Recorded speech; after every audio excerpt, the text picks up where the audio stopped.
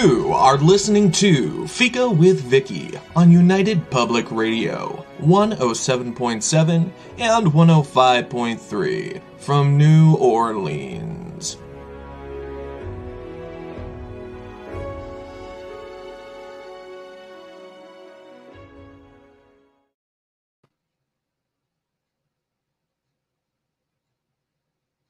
Welcome to Fika.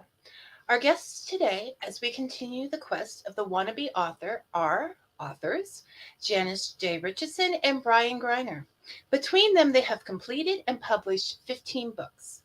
Brian 9 and Janice 6, with 3 more at the editors. So they're even. I chose today.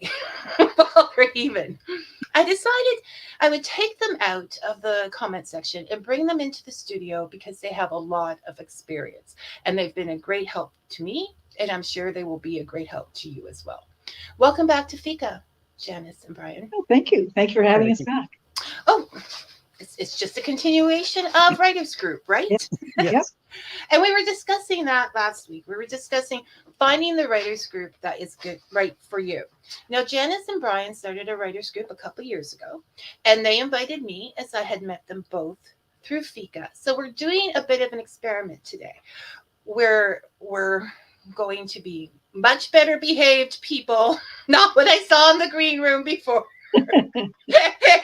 And we may have a few prompted topics, but we're going to get started. Anything you wanted to say before we got started? No. I'll be good. We're going to. Do you want to follow our regular prompts, or do you just want to get into editor versus no editor or other options for editors? Or is this on our mind, people? Yeah, you had a good list of topics. I would suggest starting at the top and sort of working into the controversial ones. Okay. I just want to make sure you can concentrate on something else right now. So, last week we were also discussing knowing thyself. It's difficult to write a book and develop certain writing habits if you don't really know who you are.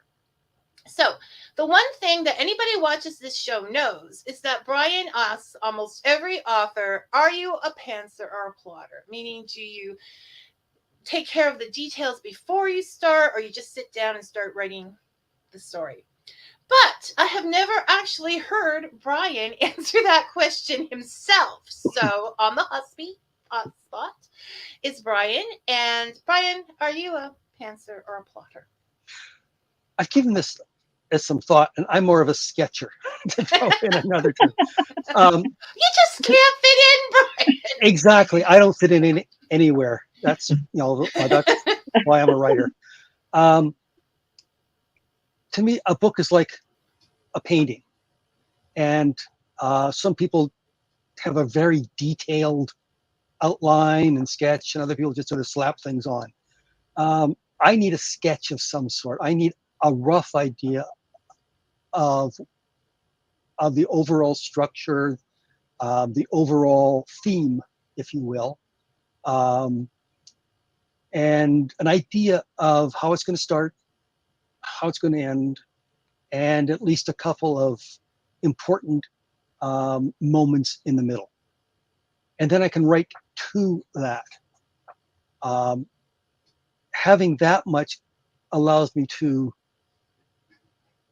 have a bit of focus, if you will, as rather than trying to imagine everything from scratch. At least I can say, well, as I'm stuck, but I'm working towards such and such, even if I change my mind along the way, which I usually do, but at least it gives me a start.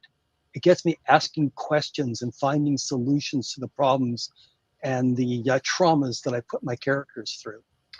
Yes, you do. You like to put your characters through traumas. Okay, so I have a problem with that, Brian, right off the bat, but we won't go into that today. But you are a note taker too. You take an extensive amount of notes as before you even get to the sketching part, as you would put it. Yeah. You have a feeling for the story. You have little sections of the story already completed in your mind. Yeah, well, it's also themes and questions. When I started out, I would have these grand ideas. Well, no, that's that's actually not the way it works for me, as I found out after hitting my head against a brick wall. I need to have some idea, and I'll come up with little snippets. And a lot of them I don't even use, but they will be, I go, ooh, this would be something neat. And after a while of thinking, they gel into something, a more cohesive whole, because you can't just have a good scene. You can't just have a great chapter. It has to be a story arc. Yeah. And as I've told you, Jan, and pretty much everyone else, the story is all.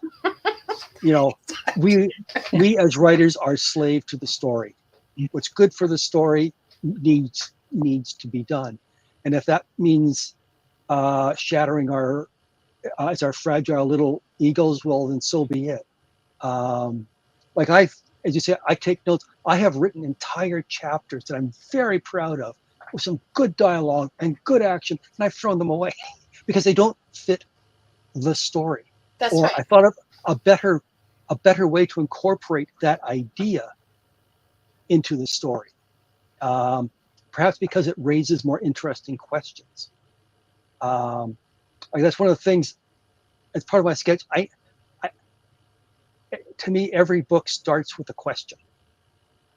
It might be vaguish, but then my writer's block starts when I can't answer the question, or I realize the question doesn't apply to the story, because the story has veered off into a strange route, usually a better route than what I had planned. So pantsing is good when it's kept in moderation, because it allows you a process of discovery of the story, and it leaves yourself open for interesting ideas to bubble up from your subconscious. But Brian, we are not saying it is good. We're saying it's good for Brian because you are knowing yourself. And that is, we're going to be kind to everyone for knowing themselves. Just listen, take points, but you don't have to follow any of them. Okay, so that being said, and changing things to be good for the story. I mean, I think we all do that. Plotter, pantser, whatever. I just ripped, like, going back and getting reacquainted with my story, and because I changed the illness, the ending just had to get completely changed. But I haven't completely killed it. I've put it back in a little corner, saying maybe another character can use it further down the series. Exactly, yeah. So that wasn't like a clean cut, but sometimes you have to make a clean cut. So do you think the book, the story, sometimes calls for a little more plotting or a little more pantsing? For example, if like espionage, a spy novel where you have a lot of different things going on, do you think that might take a little more plotting in advance? Oh, heavens, yes. Because when you've got a complex structure, you have to keep track of the complexities written down somehow, because there's very few people are going to be able to keep it all in your mind, because it's not just like a flat storyboard. It's a three-dimensional structure, because the story has a beginning, middle, and end, which means it's the story does evolve. It's hard to put that down as an static thing. I use several tools to help me keep track of things, and doing that, writing it down sometimes allows you to see gaps in the story, or new and exciting questions to ask that you force your characters to solve. For my fifth book in the Bob series, things got really complex. There were things going on in parallel in different parts of the galaxy, and so there was a time element, and I had to, for the first time in the Bob series, worry about exact timings, whereas rather than sort of hand waving it. And I ended up using a piece of software that is designed to look at timelines, which I've shown to the group. I actually wrote a blog post about this a couple of years ago, if people are interested in the details. It's a piece of software called Aeon Timeline. And it's absolutely brilliant. You can look at your timeline in different ways, look at where your characters are and who's interacting with whom. And it's for a complex story, it just saves the author. I think I need that because I have people traveling all over Canada and getting together like on Facebook. Yeah. You know, whatever. FaceTime. Thank you. No one helped me. I was left alone. So, Brian, if you want to send me that link, and then I will also share it on. I can throw it into the comments now if you like, but. Oh, yeah. The problem with the comments is that they don't show up unless you're watching the whole video. Like they show up at the time. So But I can certainly email that into the show notes. Yeah. Now, by coincidence, our actual writing group takes place at 2:00 on Thursdays. Luckily, it's online, so I go from here to there. And Janice was there last week, and we were discussing how long it takes to write a book, that there is no timeline for it. But they said you can write a book in 180 words. And they also said you can write it much faster. And Janice said, but I wrote Casket Cash in 30 days. But there were some things that made that a little bit easier, wasn't there, Janice, when it came to Well, actually, it was Winter's Morning. It's the second one. Because I completed Casket Cash and I was on a roll. And I had all the time in the world. I'm retired. I can, we have the advantage of being retired, group of us. So I was able to poop it out in a 30-day period, and it just flew. It just flew by. It was an easy write. And how long did it take you to write Casket Cash? Do you remember? Probably about 3 months or so. Okay. Because it was kind of my first effort, and I really didn't know what I was doing. So I spent a huge amount of time online learning how to do all these things. You have such a wealth of resources online if you're a writer to learn. Okay, this is maybe how you might want to do it. It's not. Some things are carved in stone. Edits are carved in stone. Covers should be carved in stone. The idea or the current or whatever. But for the most part, you can learn, and you can learn to adapt, and that's how it goes. And what are you grinning about? Looking at your answer, I'm just laughing. I can feel Brian's brain churning. Yeah, I can see it saying churning. the fixed in stone things. You That's had to get that in there. Okay, but back to this.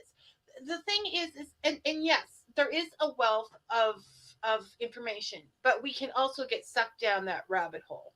I'm going to suggest, because I'm a huge, I constantly get sucked down rabbit holes, whether it's what happened in Rome or what happened, how to write, is that you find something and you practice it for a while and then decide if you think, hey, that looks good, I'm going to do it and see if it works before you keep checking out other articles. Because there are also, like anything, indie writing is becoming popular. Writing is becoming popular among the older people. I feel like it's because it's not the old days where you could sit there and the kids would listen to your experiences. They're gone. They're out of there. So you have to put them somewhere. So find something that you think will work and check it out. If it's your first time around, you don't know if you're a plotter or pantser or sketcher. And I think deep down, all of us are a bunch of those things, because as Susan pointed out last week, you start off pantsing, but then you've got to stop and do some plotting to get. So I think it's just the timing of when you do those things that works for you. So don't just keep reading different articles and stress yourself out saying, oh my gosh, which one am I going to do? Just find something you think will work. But also, Janice, what I think helped you, and I'm telling you now, I'm leading this, what I think, yes, I'm bossy in writing club, writing group. Janice, is that you knew, like you were a funeral director. So you were writing what you knew, which is a good idea. Yeah, what you know. And which is a good thing for a first novel, I think. Like, wasn't that helpful? It was helpful because it turned into a series, which was easy enough because funeral service keeps going. So the series just simply evolved. And I sit down and write out plots? Very seldom. Very, very seldom, unless I had a plot bunny in the middle of the night. And I've always tried to keep a piece of paper beside my bed, and my pen is there. And plot bunnies in the middle of the night are sometimes some of your best ideas, at least for me. So that's often a way that I would do it too. So to write a series is very, very easy to do. Standalones are feel harder to me. Everybody's different, but I find standalones very challenging. Well, once you get your and Brian the Bob writes series as well. And so I'm writing a series because they told me to. And I always listen to what Brian and Janice tell me to do. But as an author, you don't have to let go of the characters so quickly. And you do have those characters, and you can really give them a time to grow. Yes. You know, and be abused if you're Brian. But by the author, it's not. So there's an endearing quality to series. But do you ever find when you're writing a series, like, I think if I look honestly, when we go back to my chart of what went wrong, I talked to many authors. That's what we're wrong. I listened to so many people that wrote series that said, I wish that I had, made some points in the first book. I didn't, that would have alluded to things happening later on in the series. That I started thinking, oh my goodness, what am I going to, like, I started in my head writing 3 books instead of 1. And got confused and caught up with what was actually happening in that book with the main character of that book, as opposed to everybody. And do you find that can be a problem, thinking ahead too far? No, that's just me. No, I'm a pantser. I don't think that far ahead. I know pantsters. I probably am almost 100% pantster. I'm almost ashamed to say it because I sit down and I write a book. That's all I do, and then I don't go back like 6 years later and think, oh darn, I maybe should have put this in book 1 because I don't. It's not how my brain works. So, but everybody's different. We're all different writers. So Janice is not an overthinker. Vicky is. Brian, are you an overthinker or are you? Oh God, yes. I could have sort of guaranteed that. Yeah. So, but I can see things in my later. Like Bob started out as a standalone, and then I'm going, okay, there's all sorts of interesting things I can do with this character. So it grew into 2 books, and then I said, no, that's the end. It's it's a nice ending. And then I started thinking, well, what would happen if Bob had to deal with the consequences? And then I realized that the main theme that I was exploring was actions have consequences.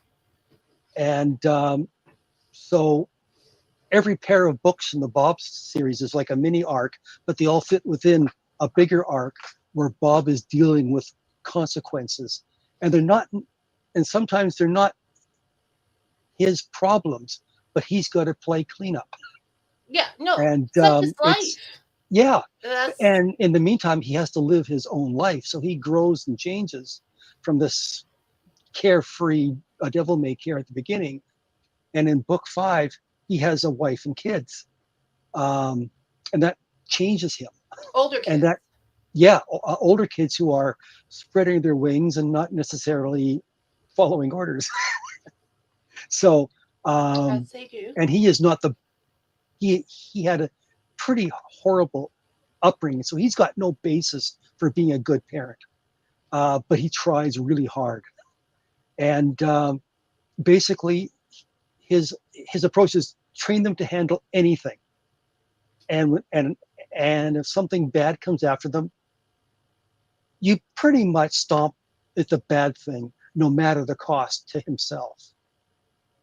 And so what you felt was missing in the first book in that series, you corrected through this bigger arc. Yeah, well, further down the series. Yeah, things grew. The things that were missing were basically details of how bits and pieces worked in the Bob universe.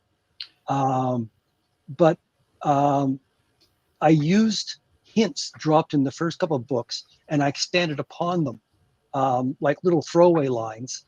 I'm going, hey, that would make a great minor arc, as I explore that. Like I mentioned that he never got along well with his older brother. That was like a throwaway line in the first book. Well, it by became book the 4, story. it became a huge story, and it talked about philosophy and meaning of life, not to be trite about it, but how people approach life and how people's actions create ripples beyond what they had originally planned. And Brian's sometimes so philosophical. Isn't it though? So Brian, how long, and I hesitate to ask this, how long does it take you to write a book, considering that each of your books is a series unto itself? Yeah. I never start writing words? series. How many words are there? The first books were 60 to 70,000 words. Bob 5 is this monster, 130,000. Because I know that you've been complaining about the size of it. I'm not complaining about the size. I'm just saying I read it between all the other reading that I do. So it seems like it's taking forever, and I'm not interested. But it's just I have to stop it for a while to get. I'm finding it very interesting the way that you are truly rounding up the story. Yeah, which is something that a lot of people. It has turned into a saga. A book like the Werewolves of Winter, which is a shorter book. It's 65, 70,000 words. It flew by. This is going wide. Yeah. Yeah. Jan, bless her, read it even though she hates horror, and said that there are parts of the world she can't go to anymore because of the book. But the first draft was done in like 2 months. I started by doing the NaNoWriMo, the National November Writing Month. Right, which actually the camp is on right now, so you can still catch up with that, people, if you want to grab into it. It's for people who aren't interested. It's a good way to get people off their butts and writing and focused on writing and producing 50,000 words in a month, and which is a good fraction of a book. I did that, but then the book just sat there and sat there. And... whereas for my first 3 or 4 books, Nano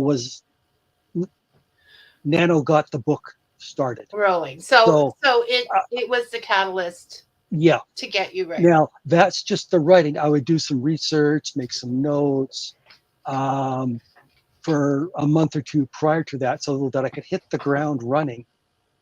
So I had a sketch, as I alluded to earlier, of how it was going to go, where it was going, what the ending was going to be. It's always. So once you start writing, it's just a race to the end. Yeah. Yeah, but it's also an exploration. Part of the problem with writing and being a sketcher is that although I have a rough plan, I come up with such neat ideas that sometimes I start going, oh, well, here, go there. But you don't know if you don't follow the trail, and it may work for another book at another time. Exactly. You have to follow the trail for which brings us to the next thing. Why are you writing? It's not like the story is all. Yes, the story is all, but it's not like you have a time frame. Okay, so you have time to enjoy the writing, to follow those things. So, Janice, why do you write? I haven't a clue. I know that's a good answer. It's hard work at times. It requires discipline and mental acuity and mental energy, and I still can't help it. So that's why I write. And I suppose most people would say they're compelled and they have plot bunnies and they can't wait to get it. They do have a story to tell, but I honestly don't know. I just sit down and write when I'm in the mood. Because sometimes when I do stuff, I don't know why I'm doing. Oh, I'm just good. compelled to do it. That is not just you, and there's no right answers. We all have different answers. Brian, why do you do it? Oh no, here it comes. Because it scratches a creative itch. It's immensely fulfilling and satisfying for all that it can be agonizing and an awful lot of hard work, as Jan said. But it's one of the most satisfying things I've ever done. It is, like you said, anything creative, and taking it away from the writing for those people who may not be wanting to write a book. Take anything that you make. You sew a costume or something. At some point, you're going to be pulling your hair out and being very loud, and your family will say, "Why don't you just buy a costume?" And you're like, "No, I must figure this out. I must make it look as realistic as possible." So that drama, that thing in your life is actually, you breaking through that expression. I think what makes it hard and makes you cranky is that you want to take it to the next level. And I don't know either, Janice, why I want to write this book. I mean, we've been around enough to know and looked at the statistics enough to know that we're probably not going to make a fortune on this. Sure. So it has to be for the love of something, the passion of something. But I think maybe with Fading Expectations, you needed to write that book, Janice. I feel that was the book you were meant to write. Brian just has to write and write and write. But Bob is still, I as I said, I'm not a hardcore science fiction fan, but I liked Bob, and I've stated before my reasons for liking Bob. So okay, so that's a little bit about knowing ourselves, and knowing the book we're writing is going to sometimes change the way in which we write, the length of time it's going to take, how much research we're going to need to do. So now I'm going to get down to, okay, so knowing thyself, I'm expanding to know thy book and know thy life, because you're going to have to work around that to a degree. And now I'm going to go to the nitty gritty of know thy budget. We're going to find out in a few minutes whether I should be nervous about this or not. So, Janice, when do you consider a work completed enough to go to an editor? And with Brian, I'll make that the next step. But when do you feel that a work is completed enough to move on from your hands? When I'm sick of it. When I'm very fortunate because I do have a good editor. So, but she's retiring from editing, so that doesn't help the rest of us. Well, she has retired. That is an issue, but she's kept me on, which is really. Yes. We learned very quickly after we had our first sparring match that we were going to become friends, and we did. And because she's working as a librarian and she's got other things to do. She's got a life. She has a life. So she will get to it when she can, which is fine with me. So that gives me a slight discount. And I also know that I don't possess or am interested in or something with the skills to write a really outlined script. So I just put the words on the paper or on the computer and I send them to her and we go through the edits. Well, it's extensive editing, but I find that she usually finds the important stuff. We tidy it up and out it goes. And that is probably the best way for me to work. If I had to think about, okay, I'm preparing this for an editor, I'd be in big trouble because I don't think I have those skills. Well, Brian has those skills. The confidence. You, I think, might have those skills. That's her confidence building. But we are all different, and that's why we need to know ourselves. And I'm just going to say it. Janice is talking about MJ Moore, who was on here before with the bunnies, which we won't go any further, and the comedy. And MJ is a saint for what she charged and what she took on for that. Yes. So there are no other MJs out there, I don't think. And no wonder she's running away. Yeah, with it their for own. an editor, it's so abusive for them. It can be very abusive in this day and age. It can be very abusive, and that there's no reason for that. You're a team, and if you don't have a good editor and you can't work with them, then you might as well just give up. So you have to Frankly, find the right writing group and the Mhm. right editor. Yeah. Brian, so how far do you think a book goes until you take it to the next step? That's an excellent question, but I don't have a good answer because it's, There are no good or bad answers, yeah, Brian. There's only yours. to me, the final level is putting the book up for sale. Okay, But so in let's get terms of when I start hardcore editing, is when the story is done and it feels done. And I can say, okay, I have a solid beginning, a solid middle, a solid end. I like many of the words. I won't like all of them, but that's what the editing is for. So at that point, as I put it aside for a week or two, and then I say, okay, I have to get back and start working on this. So the first thing I do is probably the wrong thing, is I do a quick spell check on it. Even though I know I'm going to be changing words, I can't stand to see as a misspelled word when I'm editing.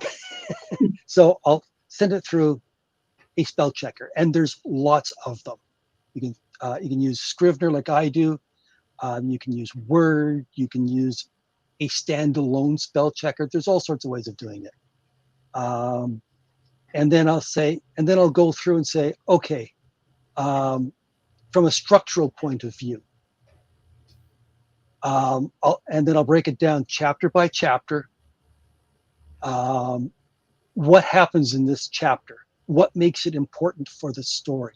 Then I'll go to every scene within that chapter. So if you take it, it's sort of like a developmental editor, but it's more of a checklist to make sure that I haven't screwed up somewhere. Because it's very easy to well, is to change a character's name halfway through, for example, or to change a person's sex, or Miss Janice took oh the name I was going to use for my main character, oh well, and I couldn't use the same one. yeah. So and then I say, okay, I've gone through the process of identifying things, and that helps me to look at it from it's like a higher level, from the 10,000 foot view, and I go, okay, that chapter's too long. That chapter's too long. To me, every chapter should be a couple thousand words, plus or minus. I've had chapters 20,000 words. You go, well, no, that's just too darn big. But for a rough draft, it's fine. But now we're past the rough draft stage.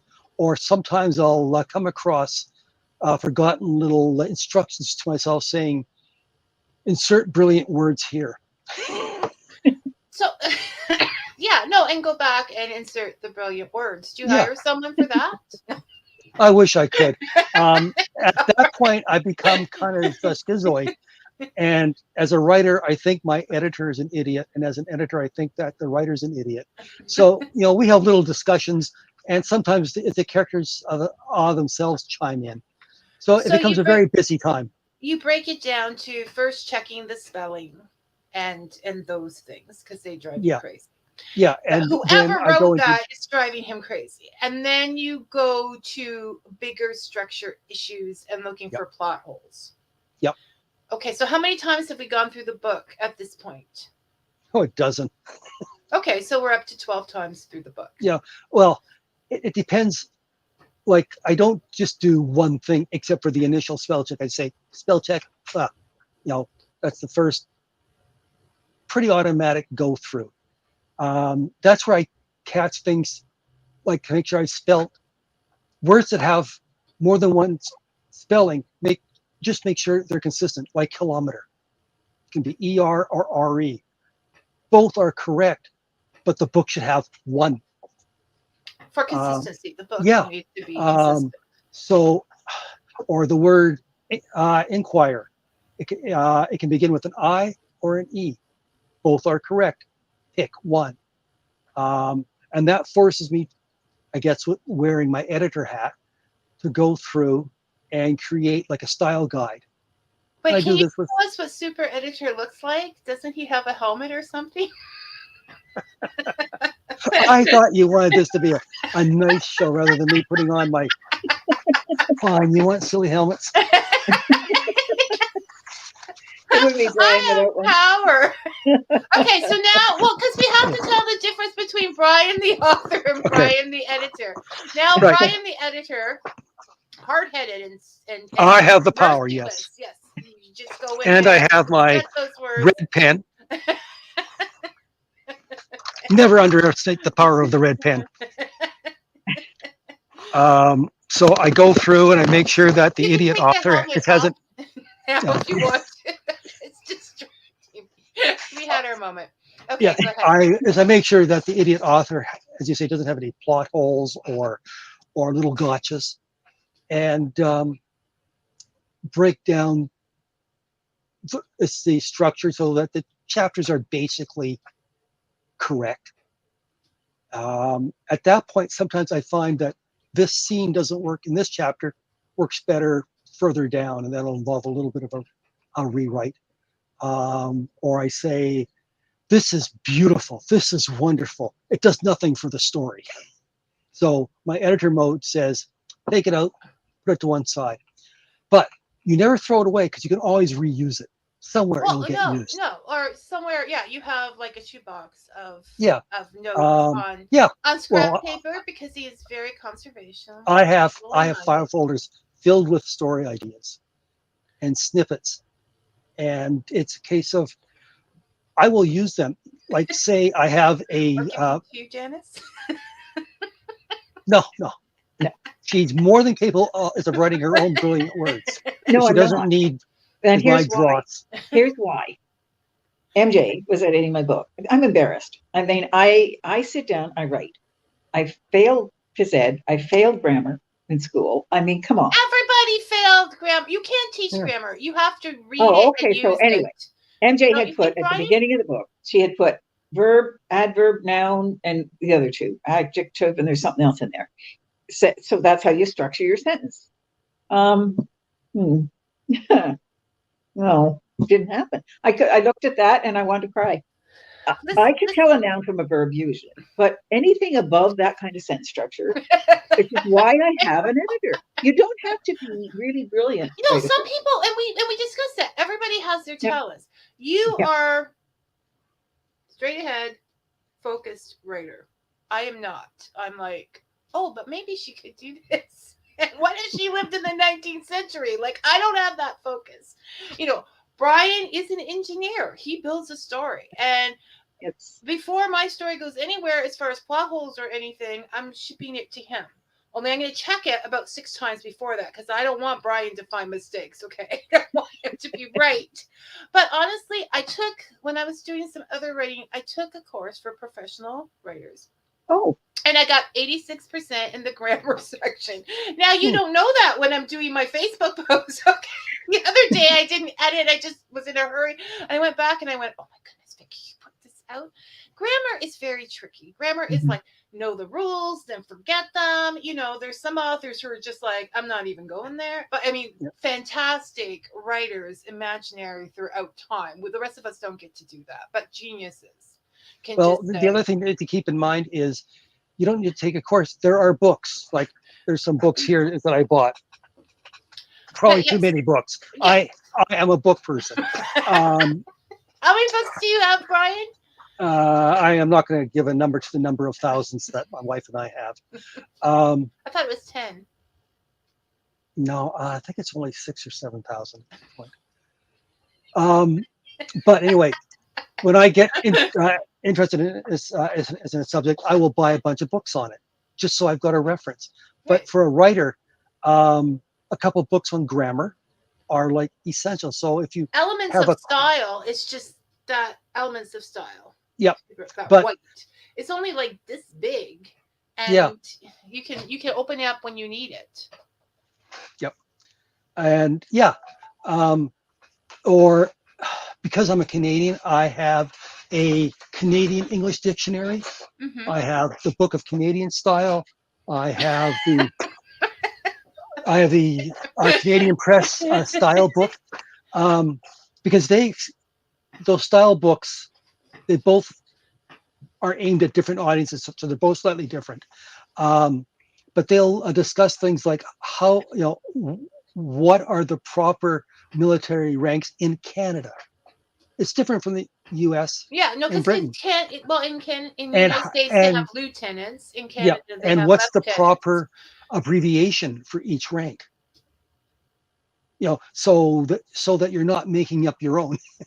No, these There are are the kind of conventions. details that take research and they take Yeah. time and they make the book. I just Yeah. want Janice to know, Janice, I believe I suck at grammar. Okay, this is where my Achilles heel is. This stops me because I'll just sit there looking at it. So I definitely want someone that's going to go over that for me. Even if it could do it, my confidence is not there for it, and Right. it's going to make the rest of my writing smaller. I won't take those big chances in story because I have to use funny sentences that have complicated grammar. So But that's half the fun. no, but I'm saying at the end, before I put it out there, I will. So okay, we talk too much. Let's go down to the hot topic that I know is going to be, this one's going to be confrontational, people. Do you do you think you need an editor? Brian, where are your pages? See, we should have started this right off the bat, Brian.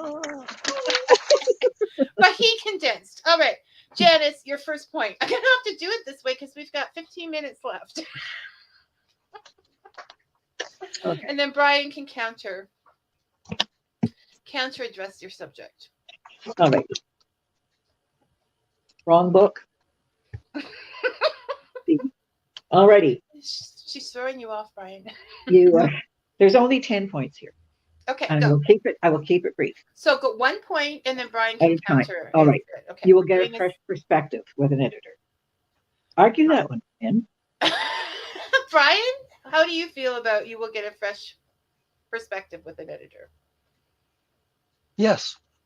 Okay. An editor is trained to spot trouble. So yes, I think we can agree on that. Okay, Yep. but if we're looking for, But you can get around that. No, I'm going to. I have it, Brian. What about? I'm going to say it wrong. Beta readers, or is it beta readers? No. Yes. And one of the things they advise you against, well, beta readers, yes. Beta. I'm in Canada. Which is it? So anyway, beta readers should never, ever, ever be your friends.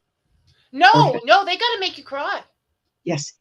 Although my Yeah. friends make me cry often, Brian, but but you need to have this is what people have to understand. If you're going to be a beta reader, be honest. I mean, I don't like if someone sends me a story and I don't care for it, but they just said, read this, Vicky, didn't ask anything. I won't say anything. Oh, it's not my job to do that. But if I have a friend that I think, I will tell them because I do love them and I think they need to hear that. Yes. So you can do that as well for the new perspective. The other thing to keep in mind, if you have outside readers, shall we say, tell them what you're expecting from them. Exactly. Exactly. Like, say, are there any plot holes? Does it make sense? Do you like the story as a story, even if it's not a genre that you normally read? Does it hold together as a story? Should you have different beta readers for different genres? Should you find beta readers that prefer your genre? I'm just asking that. In a sense, no, because if somebody doesn't like the genre, odds are they're going to be more critical of the story. Well, the stories, or not necessarily the story is, but they'll question your assumptions. Okay, you do that. I'm just sending my book to Brian, and because he knows that I'll be cruel. Gotta be cruel to be kind, baby. Gotta be cruel to be kind. Janice, point 2, and that doesn't mean I'm not agreeing with you, Janice. I'm just discussing. That's quite all right. I still stick to my guns on this one. Advertise. Because I have an editor. Yeah. 3 different people with 3 different perspectives. Absolutely. And that's cost is everything. And I sacrifice just about everything I have to get an editor, literally. And that's, I mean, I do, to the point of ridiculousness, because it is absolutely essential for me as a writer, the way I write, to have a professional editor. I Point think two, I think sorry, if you can function it at all, it's a good way to go it's for not your own easy. confidence It at the takes a long beginning. time to get my credit card paid down and the money that I'd saved. So yes, it takes a while, but So you're would I do it saying again? focus. If that is your focus, it is your That's focus. my focus. And in a heartbeat, I do it all over again. So editor, And number, so okay, number yeah, 2. number 2, an editor has a professional set of eyes. They've trained for years to get to that point. And I think it's, for me, the choice was a professional editor, not a hobbyist. And there's a lot of hobbyist editors out there. And I've seen some of their work, and it's just it lacks that structural content, that whole thing that makes your book work. And in my case, I need that kind of heavy duty Well, editing. if you're going to get a hobbyist editor and you read a lot yourself and know about books, you might as well do it yourself. I mean, I think that's important. If you're going to get in, when you get in, I'm okay. If you don't get an editor, if you do get an editor, you need to check their credentials. You need to talk to other. I mean, why wouldn't they have a list of authors that are willing to speak for them, right? What, check. Don't just send somebody over a check. Yes. Yes. Brian? Yeah. If you can afford a professional editor that you have checked out, by all means. I mean, I'm not saying that it's a bad thing. It's just that for We're me, the talking economics about the money. don't work out. And Yeah. if it's Like- a choice between feeding the kids and getting a couple chapters edited at the end of the month, You got to feed the kids. you have Yeah. to feed the kids. So this is the the other point. thing that we're talking about this is in the green room before the show, is the economics. Like if you're spending, call it $4,000 as for the editing, and you're making $2 profit per book in royalties, you have to sell 2,000 copies just to break even. And for me, the economics doesn't add up for me. Part of it is economics. Part of it is because I'm cheap. I make no Frugal. apologies. Frugal, cheap, and because because I'm a do-it-yourself kind of guy. Well, and you also like to do it yourself. And that's the point of, so I'm going to take a couple minutes here and say, is this going to change the game? Like at first, it wasn't so much for an editor. And I'm not saying they don't earn their money. They earn their money. I don't want to rip the editors off from their money. Okay, make this clear at the beginning. I'm not saying they charge too much. It takes a lot to edit a book. So if it costs a certain amount to edit, is that going to take the voice away from those people who I want to hear from it most, like those people that are living in poverty, those people who have those experiences to add to a story? Are we still going to get that same kind of middle class writing that we sometimes get in published books? Like, I want to make sure that everybody can get the best book they can out there. So we'll be looking at alternatives, not alternatives to the editing, but how you can finance that or get down. Or I might have Janice in for advertising, how to get those books sold. See what happens when I try to speak properly and kindly and take everyone's feelings into consideration. My mouth just freezes. So wait till our writers group in about 10 minutes. It'll be a lot different. So we're all sweetness and light. No, we're not even finished this. Okay, Janice, third point. Well, I'm going to skip some points here. If the editor does give you objective feedback, so it helps build your confidence. It helps you build your story arcs and so on. So you become a better writer. Right, right. You learn. It's a learn as you go kind of process. And they help you break down a sentence. Now, this is what MJ taught me. And ready? You break down a sentence. Subject first, verb second, the object third, or whatever the next one was. Subject is a verb, subject is a verb, subject is a verb, adjective, subject is a verb, adverb, subject is a verb, noun. See what I mean? it's crazy making. If I had to think that through, there'd be no book. It's just theoretically impossible. But So, Brian will say, I'm answering for Brian, I can look in one of my books behind me and yeah. find that same formula. So it really does make a difference of who you are as a person. But the bottom line is, okay, I don't even think some people edit. I read a lot of books and for this show. And I go through a lot of books. And I don't even think some people check their own grammar, period. Like, it is about, I can get this book out for free and make money. So I think if your reason is not to make money, not that making money is a bad thing, because if I made money, I could afford an editor right off the bat with money saving ideas. But, you know, if you really care about your book, you're going to do your best to get it edited, to get it done. And I just want to point out something here is in terms of money.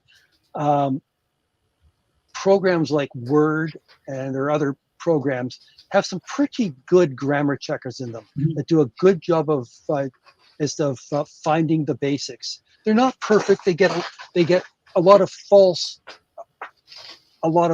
positives, but by and large, they do an excellent job as compared to even a few years ago of finding issues. Now, MJ's formula for sentences, which, as Vicky pointed out, you can find in the books, that's what these grammar checkers have, but that's not necessarily good writing. It might be a grammatically correct sentence, but you don't always want that. Sometimes you'll want a non-correct sentence to add punch, or you'll change it around because that's how your character just happens to speak. And that adds flavor to dialogue. You got to be careful not to go too far. But you have to know the rules in order to be able to break the rules. And you must break the rules if you want to have a non-formula book. If you don't know the rules, you break the rules. Yeah. The difference between... Well, if you know the rules, then you can break them because you can play them, I think is the idea of, you know, and some days I'm like, grammar, we don't need no stinking grammar. Takes you back to grade 7, doesn't it? It's a horrible experience. I do not think, I will go to I do not think you can teach grammar. I think it needs to be assimilated through lots of reading and trying to write. And it's just something that, you know, comes. And so I really will feel it's a skill you can learn, but how it's taught is problematical. It should start with examples of good writing. Examples are the only way to go. You need to have and examples. then you can say, look, as you liked how that sounded, these are the rules they're following. Well, having at least a nodding acquaintance with the rules allows you to understand what you're reading a little better and to appreciate that better. That helps you as a reader, but more importantly for us, as a writer, you don't need to know the exact details of the rules. That's what editors are for.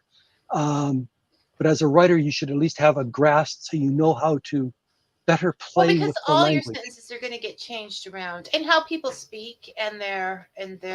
I have grammar anxiety. That's why I took the course. I just present on. It's why I just grammar is my thing, and it's probably one of the things that has held me back from writing. With a personal disclosure here, I live a poverty level like the rest of us. Basically, we're not up there. I found a way as a Canadian. I'm very fortunate. I pay income tax. I don't have to, but if I pay income tax at the end of the year, I just about paid my editor because I get it back. Well, and this is so the it's thing. A forced savings. So because I'm one of these people, I just am not that kind of a writer that would be able to do what Brian does, or I don't have the insight that perhaps you do, Vicky. Everybody's different, and I have to. Well, no, but you have no insight. But she is a problem solver. I'm a practical person. Yes. And so I'm going to head into this without having an opinion and see what can be done. I might have a show with Brian just about how he edits his books. And to be honest, out there, people, you can find typos in published books. Yep. I mean, True. do you ever go through a published book without a typo? I don't. I considered that we should make the typos because then it would prove we aren't AI. Listeners, but then, they would learn to make typos themselves. So they're too clever. They're going to catch up with us. It has to do with whether or not you want perfect work. Now, there was a joke I read earlier today about Moses coming off the mountain and then working 6 months to get it published, the 10 Commandments. That's just the way it is. It and edited. That's the way it is for writers. So you work with what you have and you work around what you have. And I'm finished writing for a while, so now I'm going to be able to maybe take a little vacation. So where are you going? Why didn't you tell me that earlier? I need time. Or you can buy more copies of my books. We could do that too. Buy copies of Brian's books, not after your attitude.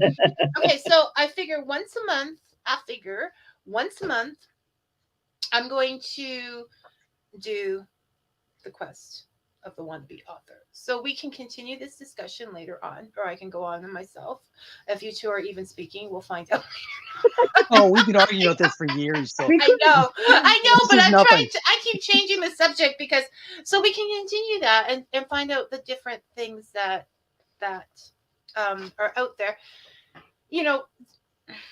I've been reading some different boards on this, and people will say I'd much rather read something that hasn't been professional edited if it has a different point of view that I'm not getting from the perfection of a thing. And so people, like, for me, as long as I know what it's saying, like, as long as it doesn't stop me, if how I have to run through my reading.